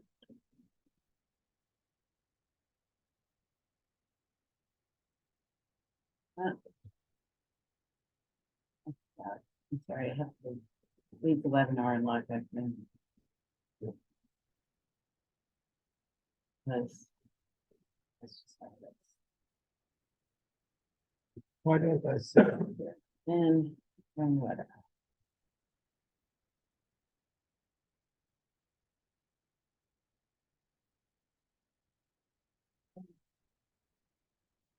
Yeah. Yogi. Screen. Host disabled participant screen sharing. Try it now. It's- There we go. Okay. So, you can see this. So we came to talk to you about this law that we were part of getting enacted. It was a citywide campaign with the Racial Impact Study Coalition. I don't know if you're all familiar with the Racial Impact Study Coalition, but it's a group of tenant associations, not-for-profits, diverse not-for-profits. Some that do planning, like the RPA was a part of it, MAS was a part of it, some development orgs, and groups that had been fighting rezoning specifically, like Churches United for Fair Housing. And they came together and decided that there had to be a way to get the city to pay attention to race in land use applications. And to get the city to follow the rule for affirmatively furthering fair housing.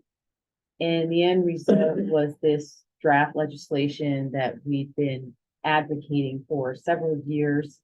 It started out as one sentence and it grew to several pages. And so we're going to talk to you a little bit about that. The main reason for coming tonight is that we got a grant to start to do outreach so we can encourage people to use the Equitable Development Data Explorer when they are considering proposed development in their communities and for other purposes. So here we go. This is the road to enactment. I don't know how to make this bigger. I'm sorry. It's terrible. There you go. Yeah. So this comes from the Cuff report that came out a few years ago. For example, some of the issues in Brooklyn were racialized displacement. I gave one statistic from the report, which I can email to you guys. There was a large decrease in the Latino population. Meanwhile, there was a huge overall population increase. So you can see from the graph that the Latino population decreased by more than 15,000 between 2000 and 2015. Meanwhile, there was a more than 20,000 increase in the population overall. So you have to wonder what was happening in that area that had been targeted for rezoning and got new units of housing. Gentrification. Sorry, this is Greenpoint Williamsburg? Yes. Gentrification, I'm citing a statistic from the CUNY report on the Inwood rezoning. The gap between median and asking rents in Inwood significantly grew between 2012 and 2016. This was the period when rezoning was being talked about. So in Willett's Point, where there was that lawsuit that they lost, there was a big loss of local enterprises. And this is what people were claiming was an effect of these proposed rezonings. And so this is what brought all these communities together. Yes. Can we, Catherine, can we move that other screen so it's not blocking the slide? No, on the actual, the people. Oh. You can probably there. Yeah. Oh, yeah. Thank you. I shrank it. Anyway, so in Inwood, obviously we had our own fight, and our fight, as you know, was primarily about affordability. We weren't getting Inwood affordable units. And it took a couple of years to just get a basic answer to questions about the housing development, such as what were the rents required and who that you wanted to, propose in these projects and who could afford them. We got information on one project, and the answer was the rents would be affordable to households earning a minimum of $65,000 a year. And at that time, our median income in that household income in that zip code was 40,000. So you're talking about half the households already excluded from housing opportunities. That hasn't changed. Well, one It hasn't difference- changed for the better, let me put it that way. Right, Yeah. right. Yeah, I mean, there are lots of intersecting issues here, but we could have benefited from having that information earlier on. So we decided, all right, we weren't going to quit. We were going to state court. We brought up the issue of whether the city adequately considered some of the socioeconomic impacts of the proposed rezoning and environmental impacts. And obviously in December 2019, the Supreme Court decided in our favor, but the next year, the appellate division told us to get lost and that the city had done its job. And so we moved back to. Yeah, so, but the appellate division did not just say you lose. In their opinion, they said if, they sent this kind of message in your opinion. If we want the kind of studies that we sued over to be required, we should take that argument to our legislative body, in other words, the city council. So our membership in the Racial Impact Study Coalition was shortly started. That became more urgent to us because one of our primary claims was exactly that. There should have been a racial impact study. And we became very active and one of the most active members to help develop and pass Local Law 78, which was enacted in 2021. So what's in there? What is Local Law 78? Well, it makes valuable information readily accessible to anyone on all communities in the city. Information communities can use both to make better decisions about development and rezonings and to advocate for their own neighborhood plans and investments. Developers or the city that propose rezonings above certain thresholds must disclose key information about their projects and affected communities in racial equity reports. For example, for housing, the number of units by rent and income needed to afford those rents, as well as community data for context. DCP and HPD then also must maintain an online data tool, the Equitable Development Data Explorer, or EDDI. Yeah, that's it. And we'll go more into that in a minute, but diverse community activists, really anyone, can use the EDDI for advocacy, education, planning, or research. And about those racial equity reports, developers or the city cannot use any data source they want to cherry pick for favorable community information on the reports. The required community data must be drawn from the EDDI. So everyone, the developers, the city, community activists, we're all working from the same data. And we and others in the Racial Impact Study Coalition saw that as critical for fair reporting. So the comparisons would be fair.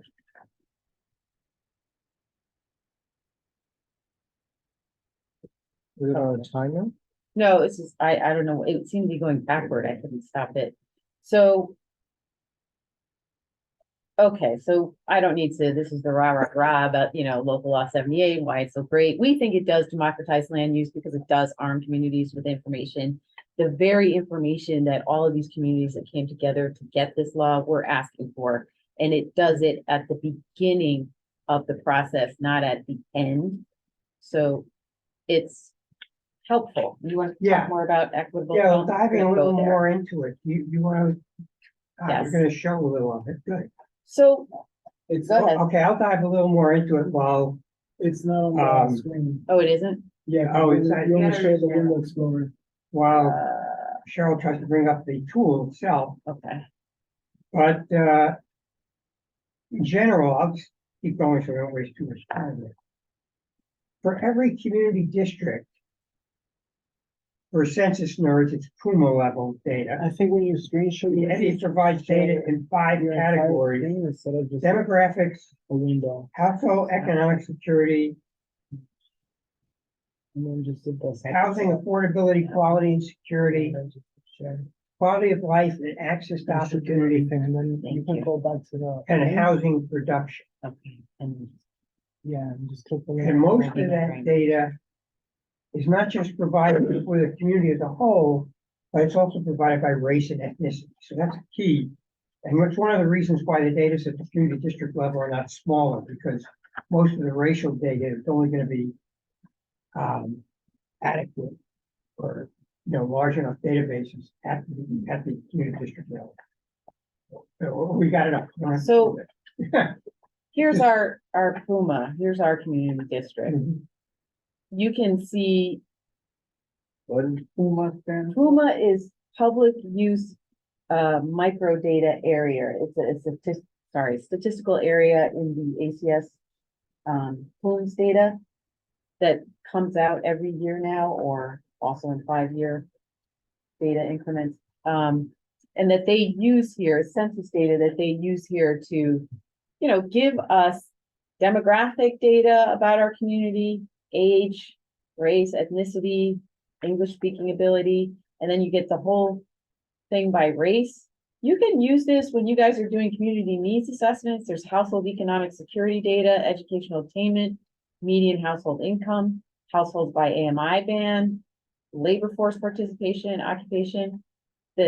This one, housing affordability, quality and security, this provides a lot of statistics that are relevant to what you guys do when you're making budget requests, when you're trying to do resolutions. This is stuff that you can just pull out. You don't have to do the math. It's done.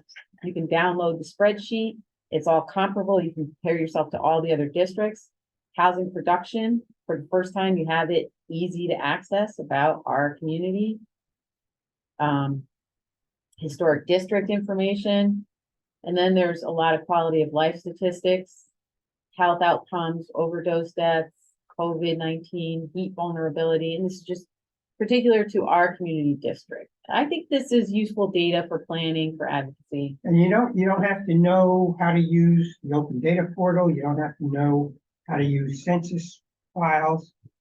We've got well-paid specialists to do that. And I think one All of the the stuff things is right that here. we discussed about this last October was instead of having to go to multiple sources to find this, it's now available from a single portal. Yep. Right. Which is wonderful. And I would say, even though, yes, I would agree that what Professor Rickenbacker is doing is definitely more granular. This can be used if you are so inclined, you can still use this data to produce measures about equity. Like we're working right now with the Pratt Institute to do a study of how communities use racial equity reports. And I came up with a measure, for example, that we can use in the study and that communities can use, which I'll talk about later. Just a quick number to decide, okay, this project is going to serve our highest need demographics very well, or this project isn't going to serve them very well. You can pull data out of here and create those kind of metrics. It's not as granular as site specific, but you can apply those metrics to projects individually. And when I was watching Professor Rickenbacker's presentation, I think that's a nice complement to this. This is at a broader scale with a lot of this kind of equity data. And I like that for being able to be tailored to a specific project and general and specifically one of the priorities of that board. So I think they complement each other. Oh, you still have the connection to the, or if we've lost it, I'll just, because we wanted to do the displacement risk. Okay. Another piece of the eddy. Let us escape. Oh, there you go. So let's go Go back back to the map to the map. and then pick up the displacement risk. So you see here, this map is the displacement risk map. In the law, it's called the displacement risk index, but they did it as a map, geographically based instead of just tables of numbers. And basically, there are 5 levels of displacement risk, from the lightest, very light pink, almost white, to the highest, which is a sort of deep burgundy kind of thing. And I think our district is higher. We're in the second highest We're not the quintile highest. risk. And this you'll see is narrower based than the community districts or PUMAs. This is based on the city's NTAs, which is closer to individual neighborhoods. And that's because they don't have, this isn't broken out by race. We can do it by NTAs, get down to a little bit more granular. And the key here is, I will just say that we actually worked with ECP and HPD on developing this. They came up with several formulas and we made suggestions for how they could test them out. And they basically test them out against eviction data. And the formula that came out by far the best is the one they picked. They actually have, we won't go into it, but they actually have the formulas and they have a data dictionary, If right? you go to methods and sources. Yeah, methods and They're sources. excellent. You can They're look at all that up. explaining what they're doing. You can look at it. It's easy to understand, especially by you guys that are really focused on data. They've done an excellent job with this. And I don't know if you realize just how significant it is that the city is putting out an official measure of displacement risk. That's huge. Yeah. From a policy It's perspective. basically a relative measure dividing up all the neighborhoods into 5 quintiles. And while the displacement risk map is meant to be used by community members, Adrian Adams, our council speaker, realized its value for fair housing plans and actually has mandated its use in her fair housing planning bill, intro 1031A, which the council passed last month. We're just waiting for the mayor to sign it or let it become law. The indication is the administration accepts that bill. And as Cheryl was saying, you don't have to wait for a rezoning to be proposed. A community board, other kinds of community groups, community activists can use the EDI data and displacement data proactively to support local plans, capital investments you want, or other kinds of community improvements. So the second thing that's required in the law is racial equity reports, and I'm sorry for this ugly. We didn't have time to put a slide deck together, but like it's just like threw together, very text heavy. So these go with land use applications, and you can find all of this at the city's zoning application portal, which if you filter on racial equity report applicability and just say required, then you're going to get all of the projects that have a racial equity report. And I'll just pull up Timbali Terrace as an example, which is in East Harlem. It's not our community, but this is an interesting project because, so the way you would get it is you just go to the public documents and then dig for it somewhere in there. What is that, First Street? 119? 119, East 119 Street. Yeah. That looks like it's like about Park Avenue? Yeah. So this report is like, I'm opening it up. What is it? What triggers the requirement that you have to do one of these reports? Well, yeah, you can use sites. It's size. Yeah, there you go. So if you're residential and you're adding 50,000 in square feet of floor area, you have to. It's Steve, it's in this that we got in October of last year. From Yes. City planning. And then, so here's the racial equity report from Timbali Terrace, and it tells you exactly why it's required, like it checks the reasons from the law. So here it's the 50,000 square feet new housing. And you can see this document is long, but I'm gonna take you to the critical information in it. Right here, make this bigger, so it's not blind. You see the project. This is the kind of information we were asking for that they had and refused to give us in Inwood. But this is an amazing project. This is 100% affordable for the formerly homeless, extremely low income, very low income, and low income. And what we did with this data when working with Pratt is we compared it to the proportion of households in the community district at these different income levels, just to see how much housing opportunity they would have. Obviously, this project is for them. So the extremely low and formerly homeless, that's 30% of AMI or less. In East Harlem, they were 44% of households, and I think it's something like that. And here, the new units, they're getting 55% of the units. So this is creating opportunities in a way for them that a lot of projects don't. If you compare this information in other projects, you're going to see that there's hardly any affordable housing being built in highly subsidized projects. But there's other data in here I just want to show you very quickly because I know you guys are really tired. We didn't say that.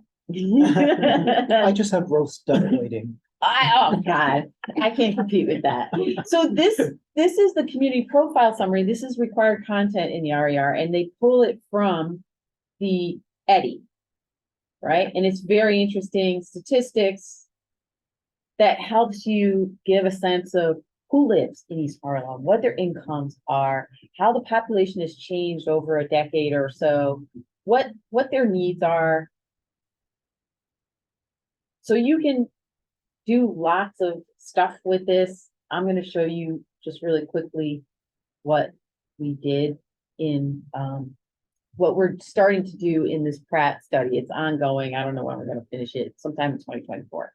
So we created like a ratio, just a fast way of assessing whether a project is balanced in terms of how well it represents the needs of the households at different income levels and also by race and ethnicity.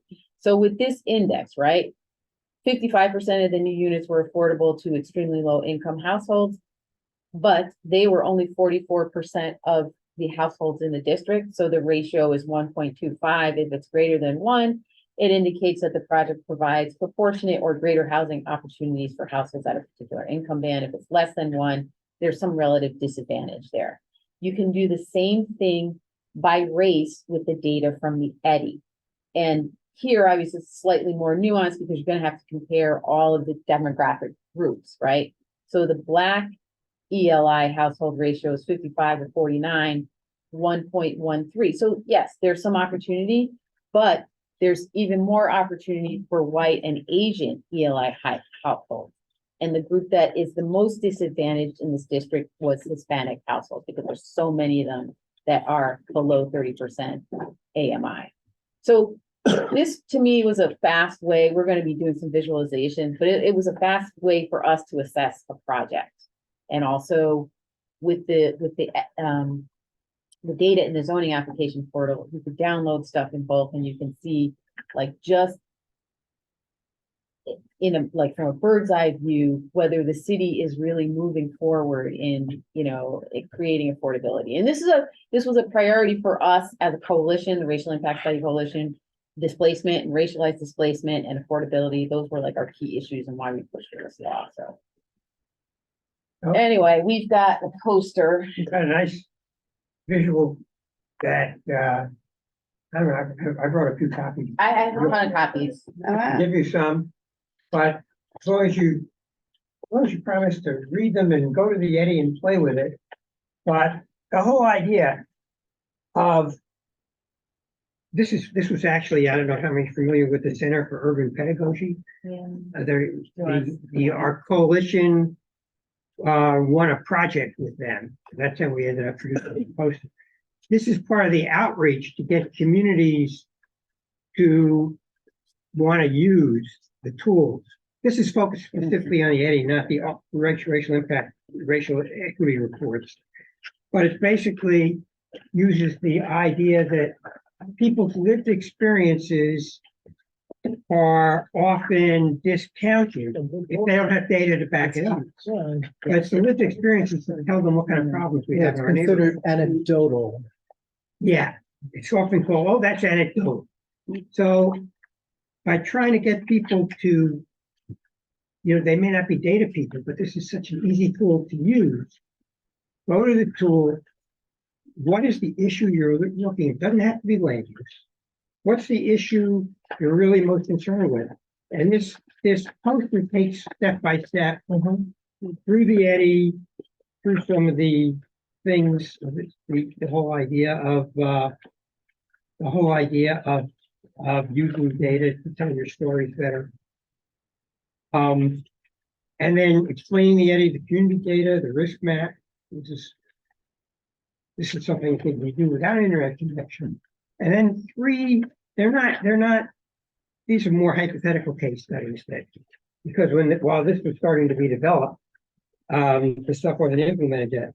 But these are 3 examples of the 3 different issues that you have data for on the Eddy that you might use. The biggest example is around displacement in Fort Greene, I think. And so Andrea, the character here, is walking through it and asking questions and using Eddy to answer questions, using the displacement risk map. And we have another case around safer streets and another one around. Is that available digitally? Not yet, and we don't know when it will be because CUP made this, but we're working on it. And it's also coming out in Spanish. Yes, it's coming out in Spanish next month. I hope next month. It's coming out in Spanish next year, but I hope it'll be next month. Yeah.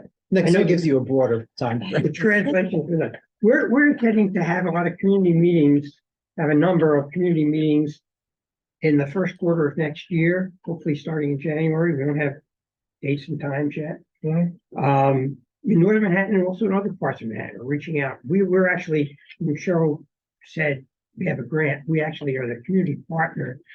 Risk has a bigger grant, which is now a community partner in each borough by now, I think. Yeah, you should feel free to contact the land use committee to be on the agenda to have that discussed in 2024 when you're doing more outreach. What do you mean? You said that you're going to continue to discuss this, you're going to have meetings. Yeah, Right. Please feel free to, have Let you one of know. those meetings as part of, the land yeah. use meeting. okay. Oh, we definitely want to let you know and let your mailing list know. and- We want people to use this data. I'm sorry, go I ahead. just have a question. What if the eddy isn't maintained? What if Oh, it is, they are technology changes? required Well, How is by your law, law? by law, by law, they have to update the data every year. by law. That's in the law. And they've done at least one update. And they were surprisingly extremely committed to this. HPD and city planning staff were like excited by this. They were very proud to be working on it. So, and that was during the transition of mayoral administrations, and the incoming one wasn't that interested in this, but they kept it up and got it out. Well, it's often having been a veteran of a couple of city administrations long ago, it's often the case where the dedicated professional staff want to do something. Their bosses aren't always just interested, but it's important to work with the professional staff. And I think the appellate court did everyone a big favor. It reminds me of something that Jonathan Barnett said in one of his books: if you can get what you ask for, ask what you want. And the appellate court basically slapped down the lower courts and the city council, said, you're not making decisions based on law. If what you want is X, Y, Z, then change the law so the law requires it. But don't just, say, you're doing X, Y, and Z, and, your decision is X, and you're supposed to be a lawyer. That's not what the law requires. So how are you making that decision? So this then, as you said, go to the people who make the laws and change the law. yeah, this doesn't answer all 9 of the claims we had in the lawsuit, but this is a big claim. Big This is step a- forward. And I hope you guys will use the RERs and really peruse them and make them part of your conversations when you're considering land use applications, because it's chock full. Yeah, but I think this goes beyond land use. I mean, Housing and Human Services Yes. Committee, Oh, Yes. yeah. business Speaking to the development, I housing mean, committee's more. yeah. But I'm a little confused. I can understand how the data is helpful in showing how a project is going to serve a particular population. But how do we determine who's going to be displaced? So in the displacement risk index, there's, And once again, what I Yep. see on the map right, is like entire zip codes. yes. And I think we know that with respect to our community, an entire zip code is not going to be in jeopardy of displacement. But Right. potential for displacement. No, probably- no, not even. But I can see a You'd have portion, to, so, maybe a portion of that zip code, right, but Yeah. not that entire zip right. code. So I don't know that that's really reflecting giving an accurate picture. But you would need But- to see what that measure actually measures. Yeah, Yeah. it considers race, obviously. Yeah, but so how do we figure out who could be displaced? Well, they're not gonna get down to the individual person. No, no. No, no. but you can identify risk of displacement, Yeah, that's the Not- point. not who's actually going to be No, displaced. yeah, right. Yeah. And you risk, consider the risk when you're advocating for certain types of housing. So if you decide in your community conversations, well, our lowest income group is primarily Dominican and they live in housing that's actually not rent regulated. When you're considering details like that, you build that into your demands for what you want to see changed in terms of the plans that are being proposed or the comments that you make in the environmental review. Those are the people who are most vulnerable. It has to come out in the conversations, and you have to look at what are the factors that the city has built into the displacement risk index and think about those factors and how they relate to your community. Clearly, not every, like even in Inwood, right? I always told people, hey, I own a co-op. I'm not gonna get displaced. I might even benefit financially from rezoning. But I didn't like the fact that other people were facing displacement risk and other people weren't getting the housing opportunities that they claimed were affordable. Yeah, and I think that you can look at zip codes and based upon the demographic profile of the zip code, look at the potential, because one of the things you're looking at is like, what is the AMI? What is the racial makeup? And so Mhm. if you have a concentration of lower income residents, and if you have a concentration of low income residents who are people of color, it is not a far stretch to say there is a potential Yes. for displacement with this new Talking about development, potential. as opposed to if you're on the Upper East Side. Yes. Well, it's Yeah. We're potential. talking about risk and how we mitigate it, right? That's what we're talking about. We're not saying, uh-oh, everybody's going to be displaced. Or That's this not what person in this says. particular is going to be displaced. Yeah, as it I turns- know you're not gonna figure, you're not gonna pinpoint a particular Talking about individual. risk and but, how we uh, manage it. Yeah, But who's at risk? How do you, people who are in, non-regulated apartments, they're at risk. That was just like a hype, I just yeah, made but- that up. No, Right. well, no, well, I mean, that's a real, that's But a, we had a that's- preferential rent right. issue Right. in Inwood at Right. the time, and Right. that's they were. So is that data available, broken down, by race? Not by race, but you Okay. can, no. well, It's- let me, Steve, give you, Are you talking about in the eddy? Is that what you're talking about? I guess so. there's a lot of data in the. There's a NE. lot of data in the eddy, but we don't have preferential rent Rent. leases anymore. We don't have that, so. But let me give you for instance, Steve.